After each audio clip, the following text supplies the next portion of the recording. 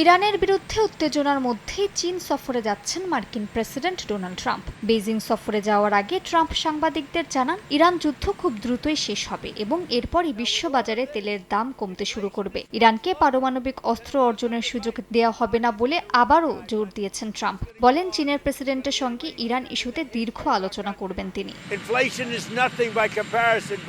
আমি মনে করি ইরান ইস্যুতে আমাদের কারো সহায়তার প্রয়োজন নেই। যেভাবেই হোক আমরা জিতব, শান্তিপূর্ণভাবে হোক বা অন্য কোনোভাবে। তাদের নৌবাহিনী ধ্বংস হয়ে গেছে, তাদের বিমান বাহিনীও শেষ, আমরা জিতবই।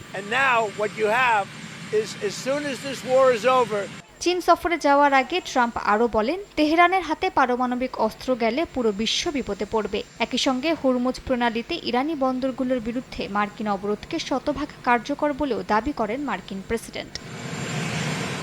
ইরানের উপপররাষ্ট্রমন্ত্রী কাজেম গারিবাবাদি হুঁশিয়ারি দিয়ে বলেন, হুমকি আর চাপ দিয়ে প্রকৃত শান্তি প্রতিষ্ঠা করা যায় না। তিনি বলেন, তেহরানের প্রস্তাব কোনো আত্মসমর্পণের চিঠি নয়, বরং জাতিসংঘ সনদের সঙ্গে সামঞ্জস্যপূর্ণ একটি টেকসই সমাধানের ন্যূনতম ভিত্তি। একই সঙ্গে ইরানের পররাষ্ট্র মন্ত্রণালয়ের মুখপাত্র ইসমাইল বাঘি দাবি করেন, যুক্তরাষ্ট্র সর্বোচ্চ চাপের নীতি নিয়ে এগোচ্ছে এবং তেহরানের উপর নিজেদের ইচ্ছা চাপিয়ে দিতে চাইছে।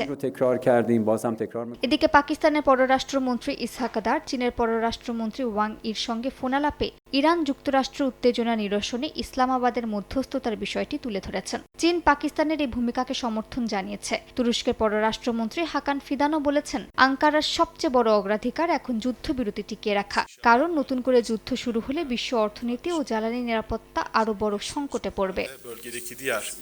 অন্যদিকে কুয়েত অভিযোগ করেছে, ইরানের ইসলামিক রেভলিউশনারি গার্ড বাহিনী বা আইআরজিসির সদস্যরা দেশটিতে অনুপ্রবেশ করে বৈরী কর্মকাণ্ড চালানোর চেষ্টা করেছিল। এ ঘটনায় ইরানের রাষ্ট্রদূতকে তলব করে কড়া প্রতিবাদ জানিয়েছে কুয়েত।